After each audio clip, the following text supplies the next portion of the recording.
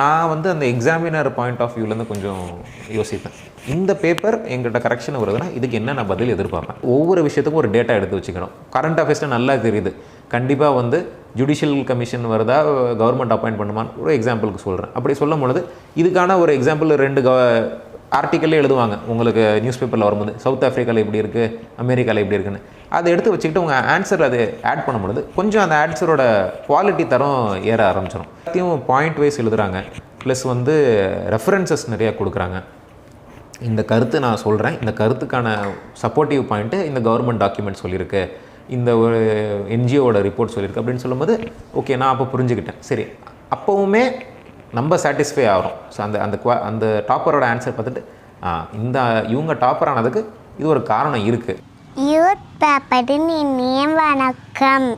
மறக்காமல் சப்ஸ்கிரைப் பண்ணுங்கள், பக்கத்தில் இருக்க பெல்லைக்கான கிளிக் பண்ணுங்கள். தேங்க்யூ. எல்லோருக்கும் வணக்கம். என் பேர் ஷேக் Abdul Rahman. நான் 2017 பேட்ச் ஐஏஎஸ். ரைட்டிங் ஸ்கில் வந்து 2. ஒன்று வந்து என்ன எழுதணும், மீன்ஸ் எப்படி அதை எழுதணும், எப்படி ப்ரெசென்ட் பண்ணணும். செகண்ட் வந்து ஸ்பீடு எப்படி எழுதணும்னு. ஸோ மோராலஸ் ஃபஸ்ட் அட்டெம்ப்டில் வந்து எக்ஸாமே புதுசு 4 ஆப்ஷனல் வந்தனால கோச்சிங் அகாடமிஸ்லேயும் அவ்வளோ ஐடியா இல்லை எதுக்கு வரும் எதுக்கு வராது அப்படின்னு சொல்லிட்டு. ஸோ ஓரளவுக்கு நம்ம ஜென்ரலிஸ்டிக்காக தான் ப்ரிப்பேர் பண்ண வச்சோம். நம்ம பார்வை எனக்கு எப்போவுமே ஒன்று என்னென்னா, நம்ம ஒரு அட்டெம்ப்ட் கொடுக்குறோம். நான் வந்து அந்த எக்ஸாமினர் பாயிண்ட் ஆஃப் வியூலேருந்து கொஞ்சம் யோசிப்பேன். இந்த பேப்பர் எங்கிட்ட கரெக்ஷன் வருதுன்னா இதுக்கு என்ன நான் பதில் எதிர்பார்ப்பேன். எது இல்லைன்னா இது வந்து ஒன்றும் தெரியலன்னு எப்போ நினைப்பேன், இல்லை ஓரளவுக்கு எஃபர்ட் போட்டிருக்கான்னு எப்போ நினைப்பேன், இல்லை பக்காவாக எழுதியிருக்காங்கன்னு எப்போ நினைப்பேன். ஸோ அதை வந்து நான் ரிவர்ஸ் யோசிக்க ஆரம்பித்தேன். ஸோ என்னோடய புரிதலை பொறுத்த வரைக்கும் முதல்ல ஃபஸ்ட் இயர் நான் அப்படி பண்ணும் பொழுது சரி இப்படிலாம் எழுதுனா நல்லாயிருக்குன்ற என் பார்வையில் எழுத ஆரம்பிச்சேன். ஓரளவுக்கு டீசெண்டான மார்க்ஸ் வந்தது. பட் சில பேருக்கு எக்ஸப்ஷனலாக மார்க்ஸ் வந்தது. ஸோ அவங்கள்ட்ட வந்து நம்ம டாப்பர்ஸ் பேப்பர்லாம் இப்போ சோஷியல் மீடியா எல்லாமே ரொம்ப ஃபேமஸ் ஆகிட்டனால டாப்பர்ஸோட ப்ராக்டிஸ் பேப்பர்ஸ்லாம் போடுறாங்க. அதில் பார்க்கும்போது எல்லாத்தையும் பாயிண்ட் வைஸ் எழுதுகிறாங்க. ப்ளஸ் வந்து ரெஃபரன்சஸ் நிறையா கொடுக்குறாங்க.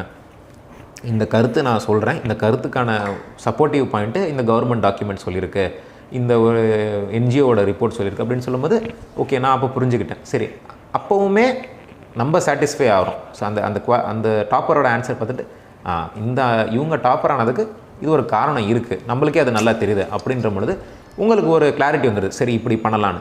அதுக்கு மறுபடியும் எஃபர்ட்ஸ் போடணும். ஓரளவுக்கு சிலபஸ் டாபிக் கொடுக்கும்போது ஒவ்வொரு விஷயத்துக்கும் ஒரு டேட்டா எடுத்து வச்சுக்கணும். கரண்ட் அஃபேர்ஸில் நல்லா தெரியுது. கண்டிப்பாக வந்து ஜுடிஷியல் கமிஷன் வருதா, கவர்மெண்ட் அப்பாயிண்ட் பண்ணுமான்னு ஒரு எக்ஸாம்பிளுக்கு சொல்கிறேன். அப்படி சொல்லும் பொழுது இதுக்கான ஒரு எக்ஸாம்பிள் 2 ஆர்டிக்கல்லே எழுதுவாங்க. உங்களுக்கு நியூஸ் பேப்பரில் வரும்போது சவுத் ஆஃப்ரிக்காவில் எப்படி இருக்குது, அமெரிக்காவில் எப்படி இருக்குன்னு அதை எடுத்து வச்சுக்கிட்டு உங்கள் ஆன்சர் அது ஆட் பண்ணும்பொழுது கொஞ்சம் அந்த ஆன்சரோட குவாலிட்டி தரம் ஏற ஆரம்பிச்சிடும். சரி, ஆர்கியூமெண்ட் அதே தான், பிரச்சனை அதான். இந்த பதில் தான் கொடுக்க போகிறோன்னு இந்த மெயின்ஸ் எழுதுகிற எல்லாருக்குமே தெரியும். எல்லா பேப்பரும் அப்படியே தான் இருக்க போகுது. எந்த ஒரு ஆஸ்பெக்டால் உங்களோட ஒரு பதில் ஒரு ஆங்கிள் நீங்கள் கூட்ட போகிறீங்க அவ்வளோதான் இருக்கும். ஏன்னா எக்ஸாமினராக நீங்கள் பார்க்கும்போது யாருமே தெரியாமல் ப்ரிலிம்ஸ் எழுதிட்டு வராங்க. ஸோ மெயின்ஸ் வரவங்க யாருமே தெரியாமல் இருக்கிறதுக்கான வாய்ப்புகள் ரொம்ப ரொம்ப கம்மி. அட்லீஸ்ட் 80% 90% வந்து ஒரு ஆன்சருக்கான 10 பாயிண்டில் 5 பாயிண்ட் கண்டிப்பாக காமனாக வச்சுருப்பாங்க. அதில் ஒன்றும் நம்மளுக்கு வந்து அந்த டிஃப்ரென்ஸ் வர போகிறதில்ல. இந்த ரேசன் சொன்னதோட அர்த்தம் அதுதான். எல்லாருமே மார்க் சேமாக வாங்கினா நம்ம கொஞ்சம் கூடுதலாக வாங்கினா தான் நம்ம அடுத்த லெவலுக்கு போக முடியும். அதை வேல்யூ ஆட் பண்ணுறதுக்கு ஒரு ரெஃபரன்ஸு. சரி, இந்த மாதிரி வந்து ஒரு பெரிய ப்ரீவியஸ் சுப்ரீம் கோர்ட் ஜட்ஜாக இருந்தவர் இந்த கருத்தை தெரிவிக்கிறாரு, கவர்மெண்ட்டோட லா கமிஷன் ரிப்போர்ட் வந்து இந்த கருத்தை தெரிவிக்குது அப்படின்னு சொல்லும்போது நம்ம கொடுக்குற இன்புட்ஸ் வந்து காம்ப்ரிஹென்சிவ்னு சொல்லுவோம். அதை வந்து டோட்டலாக எல்லா ஆங்கிள்லேருந்து அனலைஸ் பண்ணி அதை சொல்கிறோன்ற ஒரு பிலீஃப் வரும். ஸோ அந்த வேல்யூ பாயிண்ட் வந்து என்னோடய ஃப்ரெண்டுக்கிட்டேருந்து நான் கற்றுக்கிட்டேன். அவர் ஆன்சர் பார்க்கும்போது தான் எனக்கு ரொம்பவே அது ஒரு ஆச்சரியமாகவே இருக்கும். எப்படி அவ்வளோ யோசிக்கிறாரு, அவ்வளோ அழகாக எழுதுறாருன்னு. அந்த மாதிரி பியர்ஸ் கிட்டேருந்து எப்போவுமே கற்றுக்கணும். பொறாமைன்னு சொல்கிற மாதிரி யார்கிட்டையும் இல்லாமல் இருக்கிற வரைக்கும் இந்த எக்ஸாமுக்கு ரொம்ப யூஸ்ஃபுல்லாக இருக்கும். அவர் கிளியர் ஆகிட்டார், ஓகே, அவர் சக்ஸஸ்ஃபுல்லாக இருக்கார், பண்ணிட்டாரு, முடிஞ்சிருச்சு. நம்ம எப்போ கிளியர் ஆகணும்னு நம்ம அடுத்த எஃபர்ட் யோசிக்கணுமே தவிர பொதுவாக அந்த கருத்து எப்போ வரும், இவங்களுக்குலாம் ஒன்றும் தெரியாது, இவர் தான் கிளியர் ஆகிட்டார், இப்படி ஒரு மனப்பான்மை நேச்சுரல். அதை நான் சொல்கிறது அதுதான். எல்லாமே ஹியூமன் எமோஷன் தான், எல்லாம் வரதான் செய்யும். அதை ஃபேஸ் பண்ணுறதும் இது நேச்சுரல்னு சொல்லிட்டு ஓரம் கட்டுறதும் நம்ம கையில் இருக்குது. ஸோ அதை பற்றியே பேசிகிட்டு இருப்போம். ரிசல்ட் வந்துட்டு ஒரு மாதம் 2 மாதம் சுற்றி பார்க்குற இடத்துல அதே தான் பற்றி பேசிகிட்டு இருப்பாங்க. இவங்க எப்படி வாங்கினாங்க, இவங்க வாங்கினாங்கன்னு கேளுங்க, எதாவது உருப்படியாக இருக்கான்னு பாருங்கள். இல்லாட்டி அடுத்துட்டு நம்ம எப்படி பெட்டர் ஆகணும்னு பார்த்துக்கிறது தான். அந்த அந்த ப்ளஸ் மைனஸ் இங்கே சரி இவங்க இது பண்ணனால தான் நம்ம இது தெரியவே இல்லை, இவங்கள்ட்ட எதுவுமே இல்லைன்னு நினச்சுமே அவங்க இந்த ஆங்கிள் யூஸ் பண்ணாலும் இவ்வளோ பாசிட்டிவ் வந்திருக்குன்னு தெரியும்போது அது கண்டிப்பாக செயல்முறையில் கொண்டு வர நான் ட்ரை பண்ணுவேன். அந்த வாசிப்பு முக்கியம் சொல்லுவாங்க சார், படிக்கிற பழக்கம் முக்கியம் சொல்லுவாங்க சார். அந்த ஜஸ்ட் உங்களுக்கு படிக்கும்போது அது இருந்தது சார், நீங்கள் இருந்ததா சார் காலேஜ் படிக்கும்போது ஸ்கூல் படிக்கும்போது இருந்தால் அதை நீங்கள் எப்படி சார் டெவலப் பண்ணிட்டீங்க? இல்லை பை அண்ட் லார்ஜ் இல்லை, அது புதுசு தான். அது காலேஜை பொறுத்த வரைக்கும் ஜாஸ்தியாக ஒன்றும் படிக்கலை.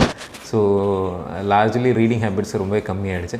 யூபிஎஸ்சிக்காக அது ஸ்டார்ட் பண்ணதான். ஸோ நியூஸ் பேப்பரு மற்ற விஷயம்லாம் நியூஸ் பேப்பர்லாம் ஃபஸ்ட் டைம் எடுக்கும்போது 5.5 hours எடுக்கும் ஒரு பேப்பரை டாப் டு பாட்டம் முடிக்கிறதுக்கு. அது கொஞ்சம் கொஞ்சமாக அதிலே பாதி பேர் தொய்வு அடைஞ்சிருவாங்க. 5.5 மணி நேரம் அது எங்கே முடிக்கிறது அப்படின்னுன்ற மாதிரி ஆக ஆரம்பிச்சிடும்.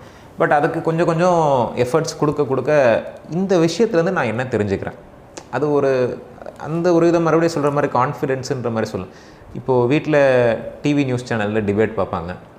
நியூஸ் சேனலில் டிபேட் நடக்கும், வேறு கருத்துக்கள் சொல்லுவாங்க. இப்போ அப்பா அம்மா இருக்காங்கன்னா அவங்க வந்து ஒரு கருத்து எடுத்துகிட்டு இப்படி தான் அப்படின்ற மாதிரி சொல்லுவாங்க. அப்போ ஒரு சின்ன வாய்ப்பு கிடைக்கும் நம்மளுக்கு, அந்த விஷயத்தை பற்றி கூடுதலாக தெரிஞ்சனால அவங்களோட சொல்ல ஒரு வாய்ப்பு கிடைக்கும். இல்லை இந்த ஆங்கிளில் நம்ம இது மட்டும் பார்க்கக்கூடாது, இந்த இஷ்யூவை இதுக்கு ஒரு காரணம் இருக்குது, இதில் வந்து நம்மளுக்கு இந்த பலன் வருது, இதுக்கு நெகட்டிவ் வருது, அதனால தான் இந்த ஸ்டெப் எடுக்கிறோம் அப்படின்ற மாதிரி ஒரு ஒரு எக்ஸ்ப்ளனேஷன் எக்ஸ்ட்ரா எக்ஸ்ப்ளனேஷன் வீட்டில் கொடுக்குறதுக்கு ஒரு வாய்ப்பு கிடைக்கும். ஸோ அது ஒரு டிஃப்ரெண்ட் கைண்ட் ஆஃப் கான்ஃபிடென்ஸ் கொடுக்க ஆரம்பிச்சது.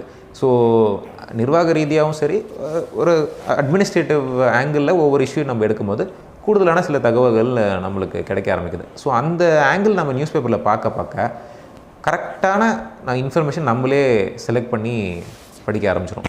பல பேர் இப்போது நியூஸ் பேப்பரையே வந்து நோட்ஸ் எடுத்து ஃபார்வர்ட் பண்ணுறதுலாம் இருக்குது. அதை நான் ஜென்ரலாக என்கரேஜ் பண்ண மாட்டேன். இன்றைக்கி நியூஸ் பேப்பர் வந்து நீங்கள் இன்டர்வியூ போர்டு போகிற இவ்வளோ சர்வீஸ் முடிச்சிருக்கிற யூபிஎஸ்சி மெம்பர் கூட அன்றைக்கி நியூஸ் பேப்பர் படிச்சுட்டு தான் அவர் வருவார்.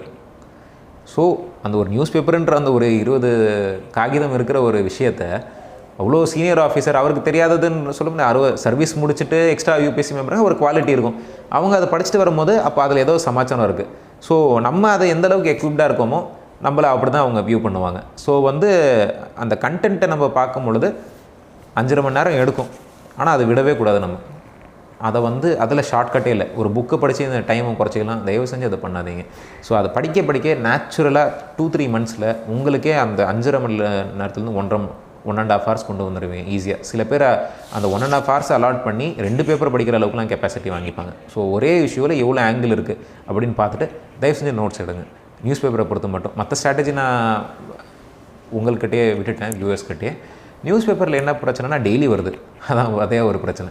ஸோ டெய்லி வருது ஞாபகம் வச்சுப்பீங்க, அடுத்த எக்ஸாம் எழுதுறதுக்குள்ளே 1 வருஷம் ஆகிடும். 365 நாளுக்கு முன்னாடி என்ன நடந்ததுன்றது எக்ஸாக்ட் பாயிண்ட்டு நீங்கள் ஞாபகம் வச்சுக்க முடியாது. நீங்கள் எஃபர்ட்ஸ் போடுறீங்க, இந்த எஃபர்ட்ஸ் வந்து மேக்ஸிமம் எடுத்துக்கணும், அவ்வளோதான். 5.5 மணி நேரம் படிச்சிட்டிங்க, கூடுதலாக கஷ்டப்படாமல் ஒரு 1/2 மணி நேரம் 45 நிமிஷத்தில் என்ன படிச்சிங்கன்னு ஒரு வாரத்தில் எழுதி வச்சுக்கிட்டா கூட எக்ஸாம் அன்றைக்கி நீங்கள் படிக்கும்போது சரி அந்த ஒரு வார்த்தை இந்த பாயிண்ட் மட்டும் எக்ஸ்ட்ராவாக சொல்லியிருக்காங்க, இந்த நபர் சொல்லியிருக்காரு, ஏதாச்சும் பெரிய நபராக இருக்காங்கன்னா அதை எழுதி வச்சுக்கிட்டிங்கன்னா ரிஃப்ரெஷ் பண்ணி யூஸ்ஃபுல்லாக இருக்கும். படித்து அதை அப்படியே ஓரம் கட்டி வச்சுட்டா நம்ம நார்மல் ஹியூமன் பீயிங்ஸ் தான், மெமரி தான் நம்மளோட பவர். ஸோ சில விஷயம் ஞாபகத்தில் இருக்கும், சில விஷயம் ஞாபகம் இருக்காது. ஒரு எஃபர்ட் போட்டோன்னா அதில் வந்து மேக்ஸிமம் பயன்படக்கூடிய அளவுக்கு கொண்டு வந்துடுங்க, அவ்வளோதான்.